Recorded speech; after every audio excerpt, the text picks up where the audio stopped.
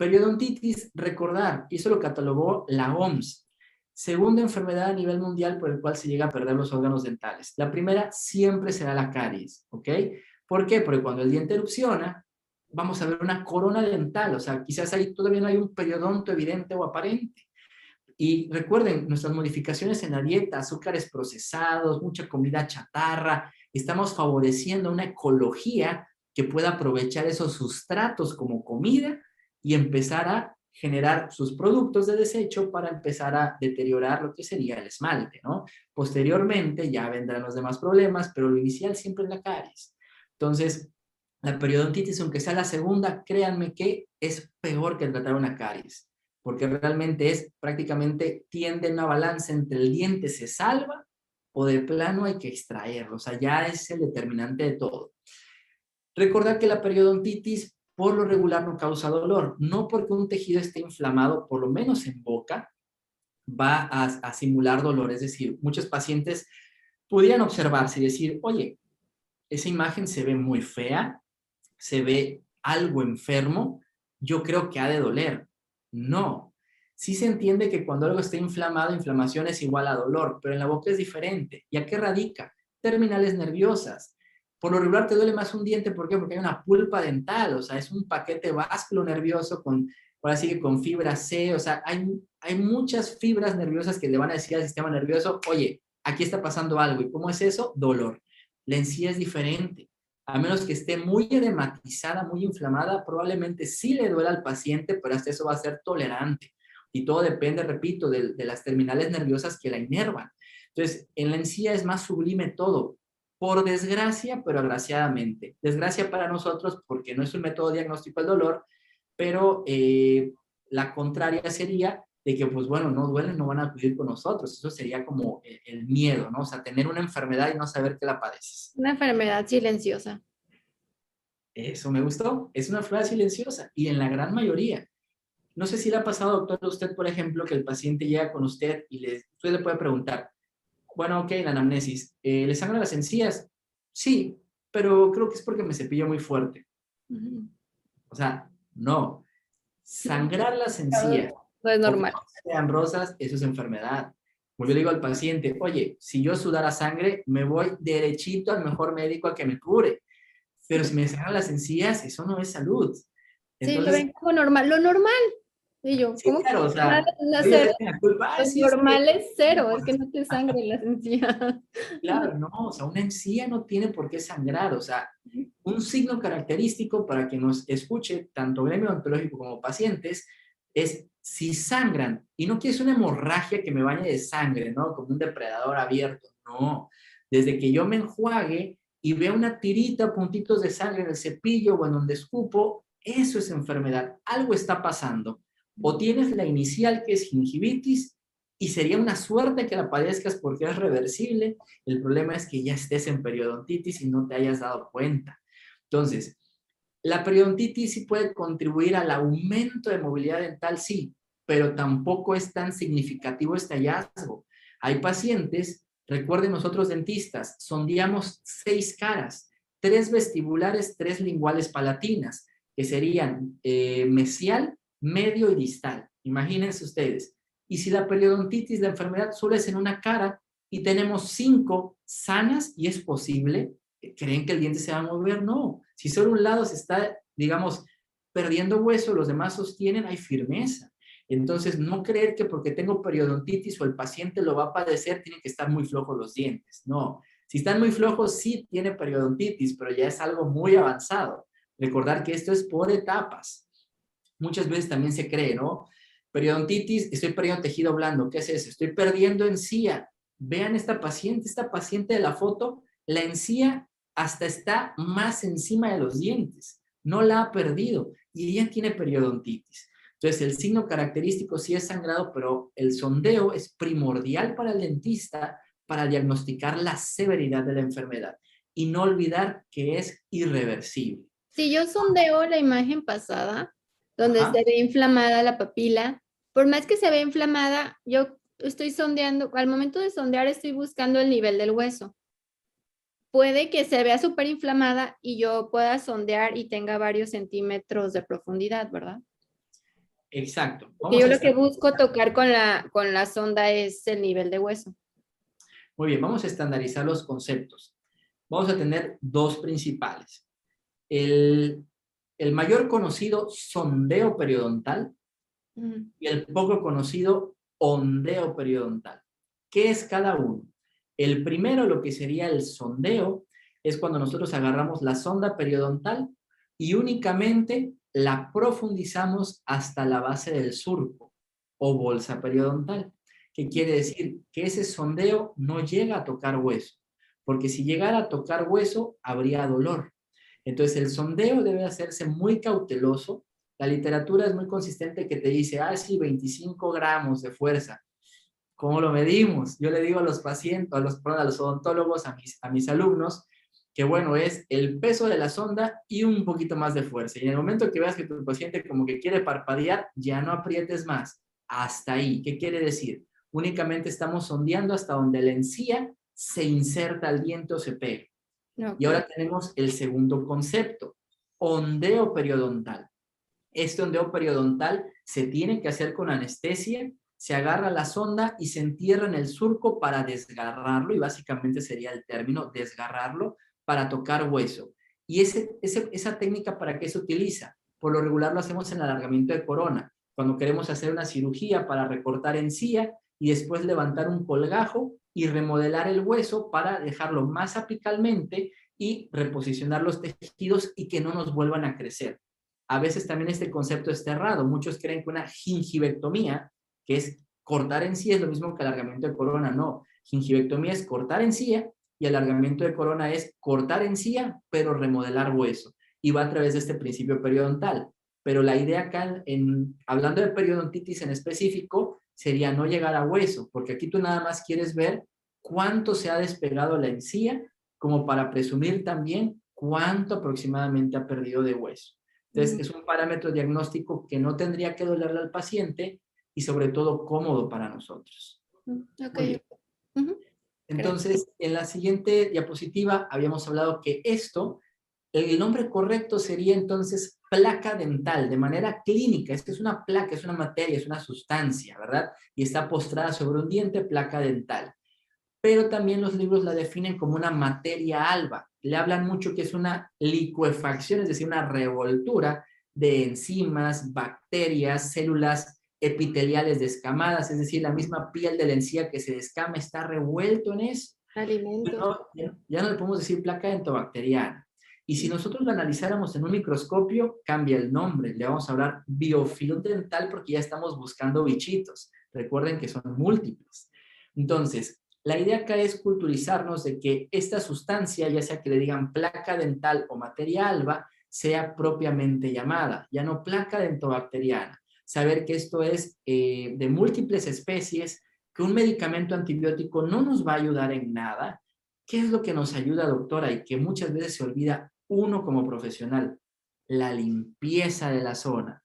Si la materia es lo que tiene la contaminación, ¿por qué no limpiarla? Desde una limpieza dental promedio, no un raspado y alisado, desde una profilaxis dental y sobre todo pulido de superficies, vamos a ayudarle a que todo desinflame y se descontamine. A eso se le llama reducir cargas microbianas. Si yo le hago a este paciente que está detrás de la imagen una limpieza dental supragingival, o que sería superficial, les aseguro que esos tejidos edematizados que se alcanzan a ver al fondo en la encía tendrían mejor color y consistencia. ¿Por qué es tan importante el pulido? Muy buena pregunta. Recordar que la saliva es un mecanismo de defensa del cuerpo humano. Por eso salivamos, para lubricar a los tejidos, darle esa humedad a la boca. ¿Para qué? Porque también necesitamos microbios. Ahorita vamos a hablar de eso, pero en específico, respondiendo a la pregunta, la saliva, recordar que va a contactar con el esmalte. Cuando la saliva contacta con el esmalte, imagínense un barniz de uñas, así queda la saliva, y a eso se le denomina película adquirida, para que no nos confundamos de términos. La película adquirida, teóricamente, es la saliva encima de la superficie del esmalte o porción radicular si ya hay recesión, o inclusive en las prótesis, resinas, lo que sea sólido en la boca. La saliva tiene proteínas. ¿Qué quiere decir? Manos. Gracias a la saliva que se pega en nuestros dientes, los microbios ven la mano y la estrechan y por eso se pegan, ¿ok? O sea, la saliva sí es un beneficio, lubrica, humecta, pero a la vez, si no me cepillo bien los dientes, ayudo a que los microbios se vayan colocando en la saliva. Entonces, ¿qué quiere decir? Si yo limpio el cálculo, lo que sería el sarro, con mi cureta o con mi aparato ultrasónico, le quito la materia alba, pero no pulo el diente, estoy dejando una película adquirida contaminada, que posteriormente, si hay muchos microbios pegados en el diente, van a seguir creciendo en número y me pueden detonar una enfermedad, o caries o problema en las encías. Por eso es tan sano colocar una pasta abrasiva, por eso es pasta abrasiva la que utilizamos, que hay diferentes calidades de la pasta, por supuesto, pero la idea acá es pule. Siguiente pregunta. Cepillo de profilaxis, copa de hule. ¿Cuál es mejor? La Cepillo. evidencia dice que da igual. Lo que quieran, Ok, o sea, ok. lo que quieran, no pasa nada. Pero el principio es Pulir. siempre Como hule. remover esa capita, lo que queremos de ese Exacto, quitar líquido. ese barniz de uñas encima del diente. Porque ya Ok. quité lo que puedo ver, pero hace falta lo que no. ¿Sí me explico? Entonces, siempre una profilaxis va acompañada de un pulido. Y algo que yo les voy a compartir de mi parte. Eh, Tratar a un paciente periodontal es difícil, porque es hacerle conciencia de que tiene una enfermedad que no ha notado, que no duele, ¿verdad? Y que probablemente al verse al espejo no lo vea tan grande como una fotografía que estoy mostrando. Se minimiza todo. Entonces, ¿cómo yo hago entendimiento en el paciente? Y ahí les va. Yo al paciente le trato de ofrecer no un tratamiento que me vaya a pagar. O sea, yo trato de ofrecerle salud. ¿En qué sentido? No es lo mismo que yo le diga al paciente, ¿sabes qué? Te voy a hacer una limpieza dental, te voy a cepillar los dientes y es tanto el costo. Me va a limpiar los dientes, parecía que es como me voy a bañar, me van a bañar los dientes, me van a cepillar, oye, pero yo me cepillo, como que se minimiza todo.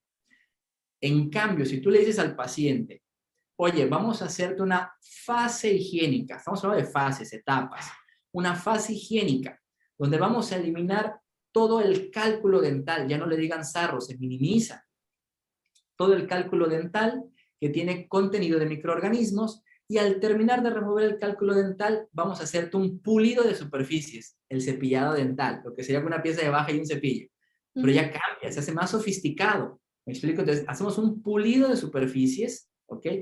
Y algo que yo también suelo aplicar, bueno, aplicamos un antiséptico en tus encías. Esto realmente no es obligado, pero también si lo quieres ver desde un aspecto psicológico, de salud, ayuda agarrar un gel de clorexidina, lo frotas levemente en la encía y listo. No quiere decir que eso le va a ayudar más a que no lo pongas, pero si se lo ofreces a un paciente siempre va a estar más agradecido. Entonces nosotros prácticamente también trabajamos con la psicología del paciente. Y Y no te... colocar flúor también es bueno, ¿no? ¿Mande, perdón? Colocar flúor también. Exacto, flúor. Y eso es muy bueno para cuando tienes también exposiciones radiculares y el paciente tiene también hipersensibilidad dental. Recordar que los mejores agentes para remineralizar obviamente va a ser el flúor y también se habla que el nitrato de potasio para inhibir problemas de dolor asociado a sensibilidad dental. Entonces, el flúor también es necesario. Entonces, imagínense ustedes cómo pueden armar o sea, este tipo de speech al paciente desde hablarle fase higiénica, pulido de superficies, aplicación de flúor, a que le digas, te voy a limpiar tus dientes, te los voy a cepillar y sí, te pongo el flúor. Es como que se minimizó todo. A veces esta psicología nos ayuda mucho. Entonces, prácticamente ya vimos que el entendimiento nosotros se lo vamos a traspasar al paciente, porque él es el ignorante, sin ofender. Es una palabra muy genérica, ¿no? O sea, el que es ignorante es el paciente, pero nosotros somos los capacitadores. Vamos a enseñarle para que no sea ignorante y sea una persona más consciente de lo que padece, Sí, ¿no? yo les uso mucho la cámara intraoral y la pantalla así como que, mira, ve aquí está inflamadito, porque ellos realmente no lo notan. Y viéndolo en grande, como que, ah, sí es cierto, mira, aquí hay plaquita. O si le pones un indicador de placa, mira, todo lo que se pintó es placa y comida que no te estás quitando, bacterias, como que hacer lo que ellos vean, ah, ok, eso están mis dientes y no me había dado cuenta. Como que, o a lo mejor una foto, como se dice, tomar una foto y ponerla en una pantallita o en un iPad para que el paciente pueda ver en Zoom cómo está la materia alba y el sarro en sus dientes, ¿no? Sí, claro. De hecho, fíjate que es algo muy curioso. Obviamente muchos toman a la fotografía dental, por ejemplo, a como que, bueno, es que yo no soy fotógrafo, ¿para qué? Me quita tiempo. O sea, sí, pero hay muchas herramientas de imagenología que podemos ocupar y mencionaste una muy importante, cámara intraoral. O sea, quizás no necesitamos tener ni la cámara más avanzada, ¿verdad? Ni quizás la cámara intraoral más avanzada. La idea es mostrar una imagen que magnifique el problema.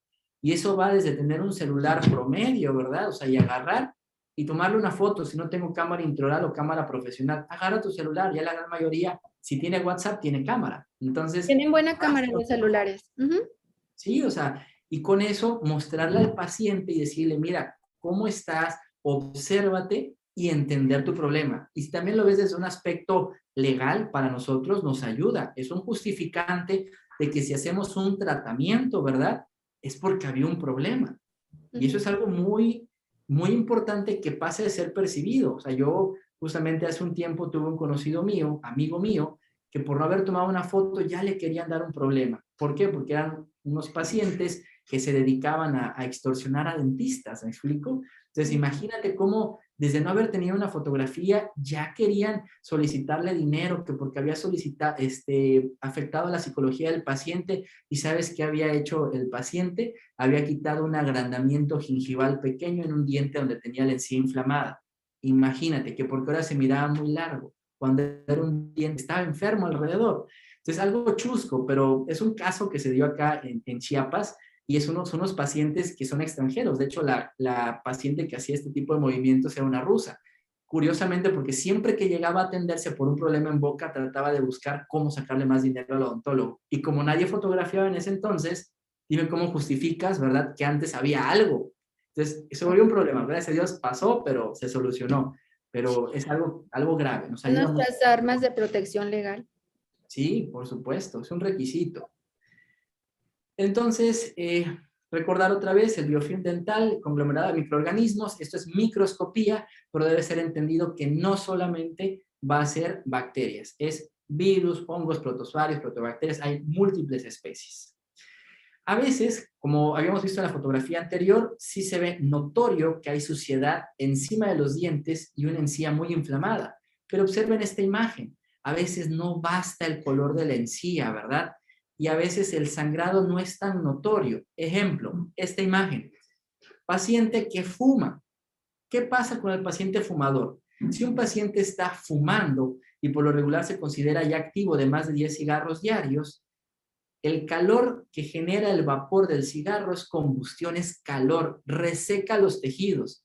Por eso los pacientes fumadores, cuando vean sus encías, se van a ver pálidas, aparentemente sanas, cuando realmente están enfermas, pero como no hay tanta sangre porque se está resecando el tejido, ni siquiera el cepillado, ¿verdad? Van a tener un sangrado notorio, un sangrado espontáneo, ¿no? Entonces hay que ir estandarizando al paciente, sabiendo qué factores sistémicos tiene, qué hábitos tiene el paciente que pudieran modificar la situación en boca y sobre todo explorar. Vean, ahí estoy traccionando ligeramente el surco, vean cómo se ve verdoso en la porción de la corona anatómica y sobre todo se ve un cálculo subgingival, o sea, era un paciente que tenía problemas de manera interna, por mencionar subgingivalmente. Entonces, es válido empezar a analizarlo, porque si este paciente que ya tiene aparatología ortodóntica, que es paciente que fuma y no se le está diagnosticando la enfermedad periodontal, cuando quiten los brackets, te aseguro, dientes flojos, por lo menos los que ya tenían este problema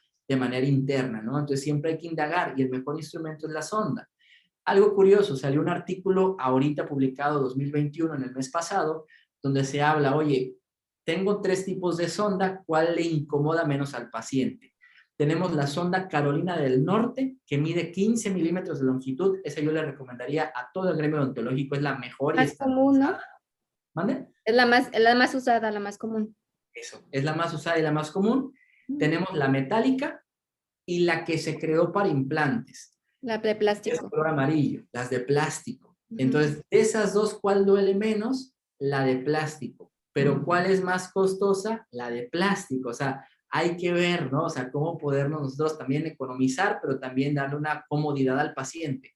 y la que, digamos, fue término medio fue la de la OMS, pero no está tan bien estandarizada, o sea, viene 0.5, 3.5, 5.5, 0.5, yo cuando hablo de fracciones no sé matemáticas, bye, me pierdo, entonces mejor prefiero números enteros, ¿no? Entonces hay que ver también eso, ¿no? Cómo escoger nuestro instrumento.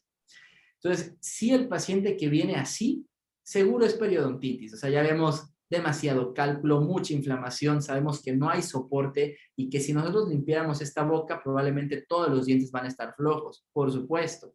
Pero recordar, no siempre que vemos un paciente por no tener cálculo quiere decir que no está enfermo, o sea, hay que aprender a diagnosticarlo. Cuando nosotros pasamos de diapositiva y hacemos un close-off, por ejemplo, o sea, nótese cómo las porciones del esmalte son las más limpias y las porciones radiculares de la raíz son más sucias. ¿A qué se da esto? El esmalte es un cristal y el cristal es liso. El cemento es rugoso. Si yo ya perdí encía y ya mostré raíz y no tengo buena higiene, se me va a ensuciar más rápido la raíz a comparación del esmalte. ¿Y qué tengo yo cerca de la raíz? La encía.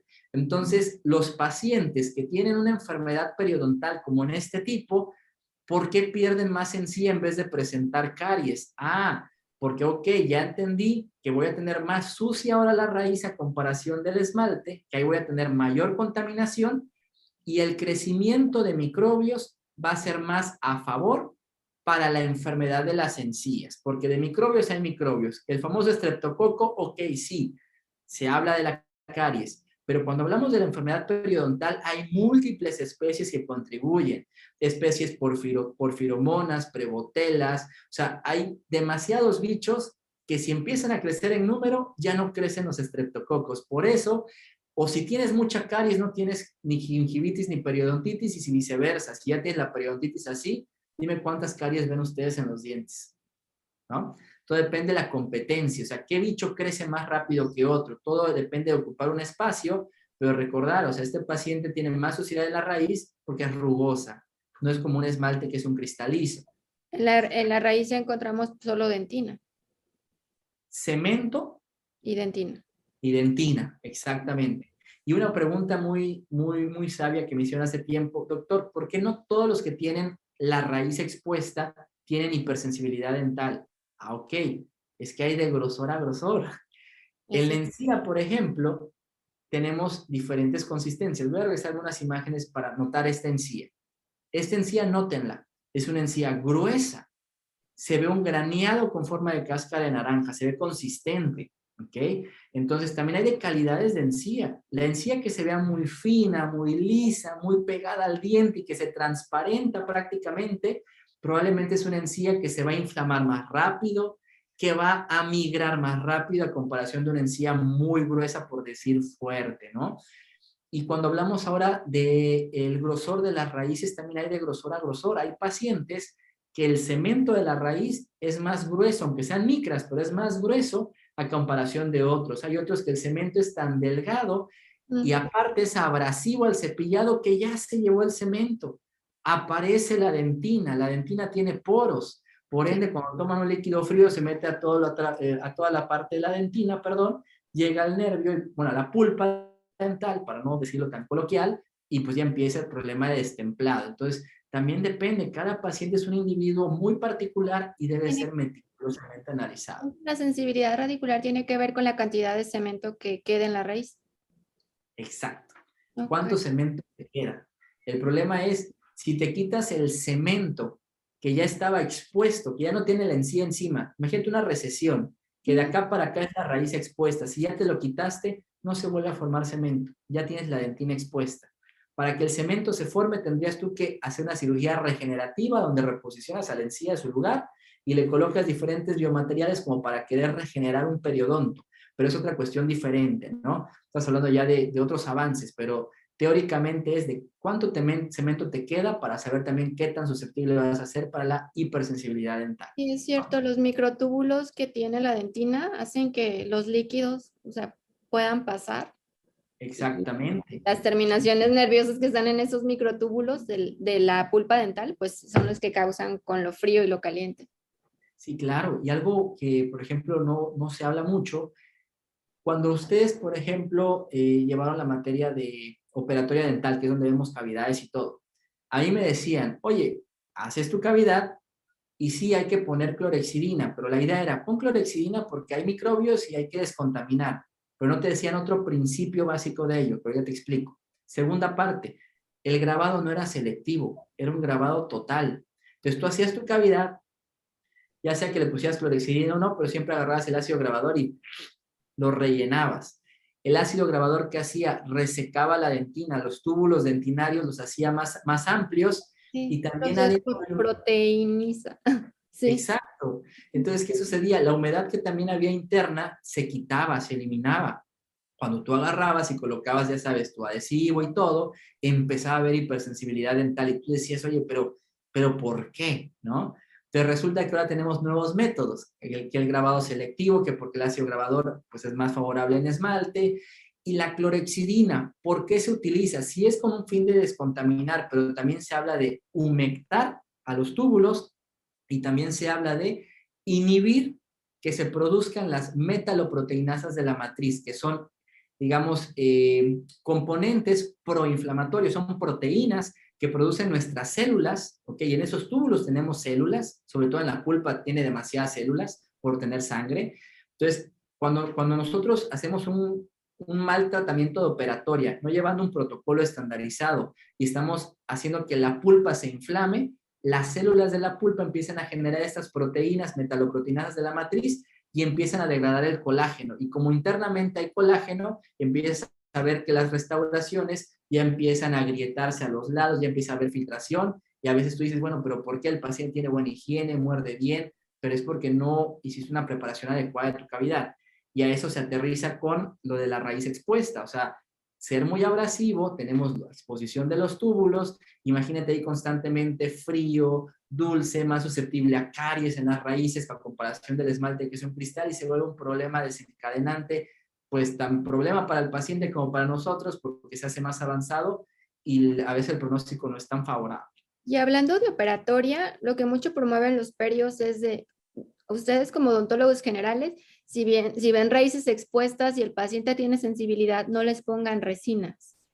Mándenlos al perio, que les hagan alargamiento, que les coloquen, ¿cómo se llama el procedimiento? Que les jalan la encía, se me fue el nombre. Ah, sí, ay, se me estaba. Cuando por vestibular, Cobertura radicular. Mira, ya se me estaba olvidando. Cobertura radicular. cobertura radicular, cuando por ejemplo por vestibular nos llega un paciente que ya tiene retracción de la encía, y está expuesta a la encía, muchos dentistas ponen, porque llegan con sensibilidad de ponme algo y les ponen resinas y no es el mejor tratamiento. Claro, ahí te voy a explicar, digamos, tres rangos de tratamiento. El ideal, el promedio y pues digamos que a lo mejor yo no lo recomendaría tanto. El ideal, ¿qué sería? Que se haga una cirugía de reposicionamiento de encía. Sí, se tiene que hacer una cirugía, tomar un injerto. Por lo regular, el sitio más optado es el paladar, pero también está la tuberosidad del maxilar. Trasplantarlo y subir a la encía. Es una cirugía plástica. Funciona así, pero no en todos. ¿Cómo discriminar? Las papilas. Si las papilas están en su lugar, así tú tengas la recesión de encía hasta el piso, la puedes volver a subir hasta arriba. Pero si ya vemos que las papilas las tienes hasta el piso con tu recesión, ya no puedes subirla, porque anatómicamente, o sea, el cuerpo no puede hacer eso, no puedes tener tú la papila acá y acá y tu encía de la raíz hasta acá arriba, o sea, nunca hemos visto eso, ¿sí me explico? Entonces también ayuda mucho la posición de las papilas, por eso está la clasificación de Cairo, RT1, RT2, RT3, que va a razón de cuánta pérdida de inserción tenemos en toda esa raíz, ¿no? Tanto vestibular como interproximal, haciendo referencia a las papilas. Y es la ideal, hacer cirugía periodontal mientras se pueda. Segunda, No hay papilas. no hay papilas, entonces hay que buscar las opciones, por eso ahí vamos colocándolo. Colocar una resina en raíz no está mal, ¿ok? O sea, no está mal, pero tendría que ser muy bien pulida y ese sustrato donde vas a empezar a condicionarlo para poner una resina debe hacerse, digamos, con los protocolos que el área de restauradora enseña. Es decir, yo no te podría hablar de qué protocolo, pero lo que yo voy es que si tú te pasas mal del tiempo con tu ácido, no pones un ácido de calidad, o sea, estás haciendo un problema en la dentina expuesta, ¿sí me explico? Si ya tenía hipersensibilidad, imagínate tú grabarla, porque hay gente que lo va a hacer, va a grabar, se puede pasar o exceder del tiempo o agarrar una marca pues, que no sea tan ideal y después colocar una resina encima, te aseguro que al cepillado y solamente con frotar el cepillo le va a dar hipersensibilidad. Y hay Sucede. adhesivos que no necesitan grabarse ya. Ujú, Ah, pues mira, eso está excelente. Entonces, ujú. como tú bien mencionas, probablemente entre más conozcas tus materiales, tú pudieras hacer un mejor plan de tratamiento enfocado a mejorar el pronóstico al diente. Entonces, la idea acá, si vas a poner resina, ok, tiene que ser pues, con un protocolo pues adecuado, ¿verdad? Lo que vayas a tratar, a la condición, pero sobre todo muy bien pulidas. Y yo esa opción la dejaría solo si el paciente no pretende costear una cirugía, que obviamente no va a ser igual a colocar una resina en cuestión de horario, o sobre todo que le tenga pavor o miedo a la cirugía. Todos le vamos a tener miedo y pavor, pero realmente que el paciente psicológicamente no vaya a tolerar una cirugía, que los hay. Entonces, como que aquí el dentista tiene que ser crítico. Ok, ya le expliqué, ya se le entregó la idea general que es mejor hacerle que pase con un periodoncista, que le hagan su cirugía plástica, pero no lo acepta porque económicamente no lo va a poder costear. Bueno, paliativos, colocamos la resina. Sería un buen justificante, pero no de primera línea. Sobre todo también si voy a colocar una resina, pero no sé cómo ponerla. Como bien menciono, o sea, hay adhesivos y todo, pero si los desconozco, seguro voy a complicar más la situación del paciente. Y sucede, porque pareciera como que colocar resinas es universal. Y no, o sea, como yo presumo, digo, no soy restaurador, pero para cada zona quizás hay un diferente manejo, ¿verdad? Entonces hay que, como que conocer nuestras limitantes, si lo quieres ver así, ¿no? Entonces, regresando a ese tópico, habíamos visto cómo se observaba este paciente, pues completamente enfermo, los tejidos periodontales, ¿verdad? De la Una foto anterior. Ajá. Es el señor. Es Exacto. señor porque le vi bigote. Sí, aquí tiene sus bigotazos. Sí, Entonces, observemos pues de que sí, evidentemente hay un problema periodontal. La panorámica sí nos ayuda, es un panorama, una ortopatografía pues es un panorama de la situación, pero créanme, no es la mejor radiografía en perio. La mejor radiografía en perio, como en endodoncia, es la periapical. Distorsión de panorámica. En general, maxilar 27%, mandibular 25%. ¿Qué quiere decir? Que hay una distribución muy amplia y que las medidas probablemente no son reproducibles a lo clínico. Una periapical se distorsiona del 5 al 8%. ¿Qué quiere decir? Que si voy a hacer una endodoncia, prefiero tomar una periapical a una panorámica. Si voy a tratar la enfermedad periodontal, pues necesito ver más a fondo y prefiero una periapical antes de una panorámica. ¿Ok? Entonces, cuando nosotros analizamos este paciente, por ejemplo, ya iba enfocado a implantes porque ya eran dientes y quiero que se observe, o sea, realmente están sostenidos por el cálculo. El cálculo, pues es el sarro, es la férula, es una piedra que está sosteniendo a los dientes. Prácticamente si yo le quito ese cálculo, esa férula, son dientes flojos, dientes que al primer mordisco, como teclas de piano flojas, se caen. Entonces, observen cómo en la tomografía, perdón, que también es una herramienta que ya tendría que estar obligada inclusive en el gremio general, porque no es compleja, es tan simple que está hecha, yo le digo, como para dummies, o sea, realmente para gente inexperta. O sea, no es porque, soy especialista, ya sé utilizar tomografía, no, hay especialistas que tampoco la saben utilizar, pero ¿por qué no la saben utilizar? Porque no la solicitan o no piden un pequeño curso al centro radiológico como para que te estandaricen. Recordar, el pedir no está mal. Un centro radiológico ganaría más clientes si te capacita a utilizar sus productos. Entonces es válido y es una buena práctica que pudiéramos fomentar. Hay ocasiones, por ejemplo, como en este caso, muchas veces yo pudiera decir, oye, pues esa encía se ve enferma, ya está teniendo recesión. ¿Es periodontitis? Tienes que sondear. Si no sondeas, a lo mejor sí perdimos encía porque quizás se lastimó.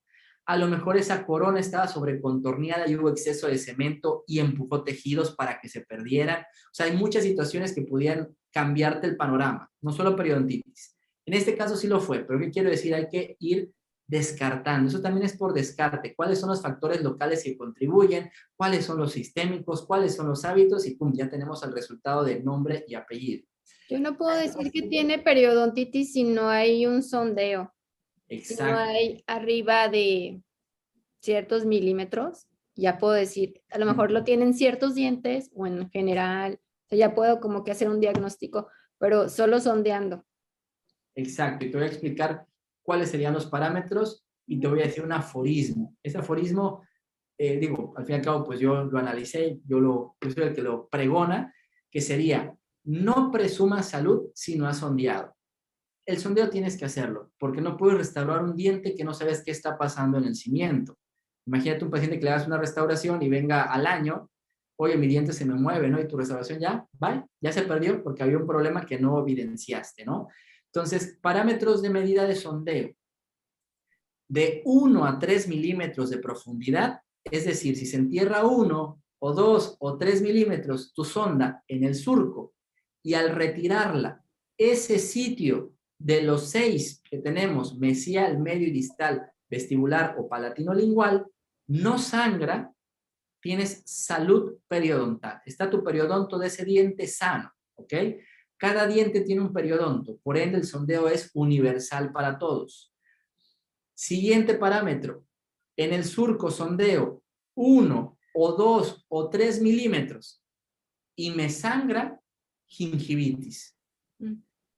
Tercer parámetro, se enterró 4 en adelante, sangre o no sangre, es periodontitis.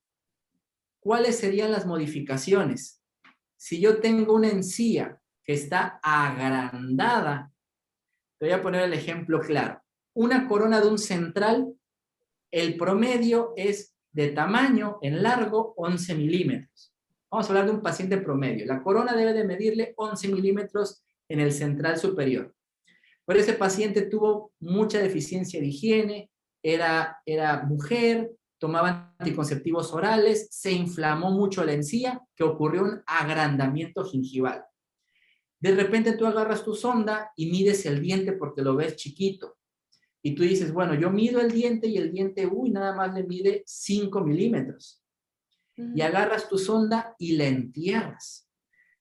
Se escucha feo enterrarlo, vamos a decir, se coloca dentro del surco, se sondea el surco, ¿verdad? Ese agrandamiento.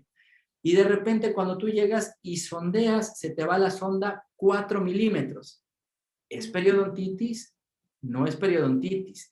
Si esa corona te mide 5 porque la encía está agrandada y tú sabes que los incisivos miden 11, ok, quiere decir que no ha perdido hueso, es una encía que se montó encima del diente. ¿Sí me explico? El sondeo periodontal para decir periodontitis va a partir de la unión cemento-esmalte.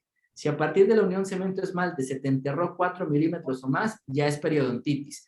Pero si tienes una encía por encima del diente que lo cubre casi todo porque está muy inflamada y agrandada, no es periodontitis, a lo mejor es una gingivitis donde la encía empezó a inflamarse tanto y empezó a crecer y casi, así como que fueran raíces de árbol, ¿verdad? Empezar a tapar a todo el diente. O sea, a veces puede tornarse algo complejo el diagnóstico, pero la idea es saber cuántos milímetros debe de enterrarse en el surco para saber salud, gingivitis o periodontitis, pero saber también dónde estoy midiendo. La encía, ok, estaba en su lugar, unión cemento-esmalte, ¿no? 4 milímetros, sí es periodontitis, pero la encía me creció 3 milímetros, probablemente es una gingivitis con agrandamiento gingival. A lo mejor es un poco complejo, vamos a tratar de irlo esquematizando conforme vayamos avanzando. Por ejemplo, esta paciente se hizo el sondeo y los 2 dientes frontales, los 2 centrales, pues sí, había periodontitis de moderada a severa.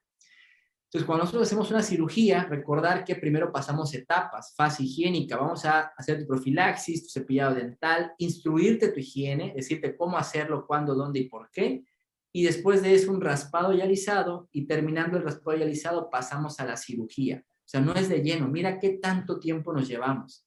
Son varios procesos para que esta encía que está inflamada desinflame y se reposicione por sí sola, para que cuando yo haga la cirugía sea predecible y no le cause una consecuencia de aumentar la recesión gingival que está presente.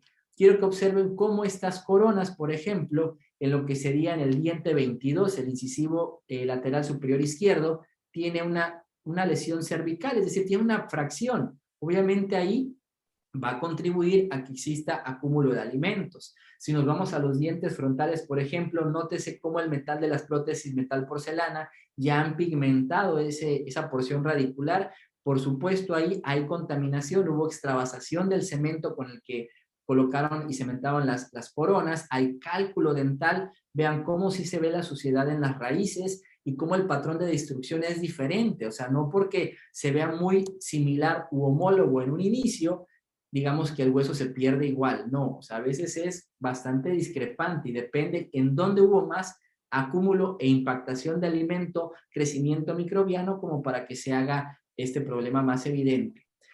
Recordar, sí se hacen las cirugías, se le instruye al paciente que mejore higiene y todo, pero hay consecuencias. Ya cuando tu hueso está hasta el piso y la encía estaba inflamada, al desinflamarse se desinfla, se retrae.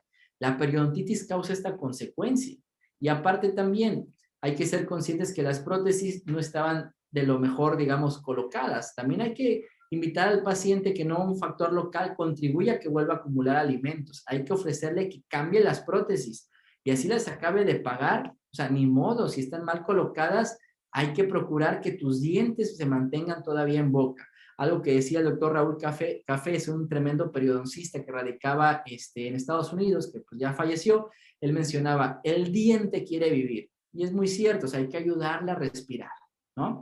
Sí, y también nosotros al hacer prótesis, tener en cuenta y respetar los tejidos periodontales. Exacto. ¿Qué pasa? A veces es como agarro el cemento y lo relleno y lo aplasto y me olvido que el cemento se salió. O sea, oye, o sea, lo aplastas, se extravasa, hay que limpiarlo. O los contornos no son los adecuados y no estoy respetando la encía, no estoy respetando todos los tejidos gingivales. Hasta veces, como tú dices, la empujamos y le hacemos una recesión. Oye, pero no tenía antes, sí, pero pues mira, tu prótesis está sobrecontorneada. O sea, no la dejaste de una manera más anatómica, pues obviamente empujas. No Y estoy lo, respetando los demás tejidos. Sí. claro.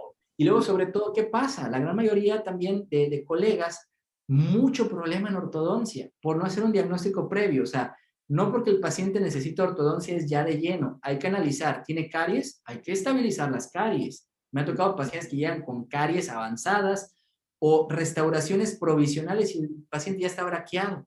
Y es como, oye, no, primero sanas al diente y si hay un problema en las encías, también se trata porque mover un diente con un problema de periodontitis, así sea leve, la más sublime o sutil, al mover un diente ayudas a que se inflame más el tejido enfermo y se deteriore. Mira cómo llega este paciente, o sea, prácticamente está flotando, ya no hay nada de soporte en él.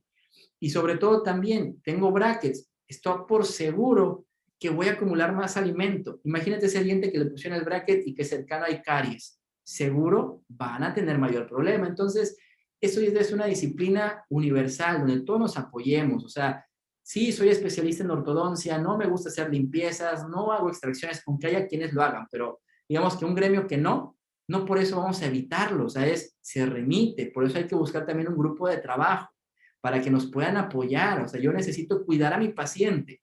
No pretendo ganar dinero, digamos, a propósito. O sea, aquí ese es un honorario porque le estás tratando de cambiar su vida, ayudarle a tener salud, mejorar la psicología sobre todo. La sonrisa es la mejor carta de presentación, pero no con dientes flojos o con dientes destruidos por una caries. O sea, aquí hay que ir a hacer un acompañamiento al paciente.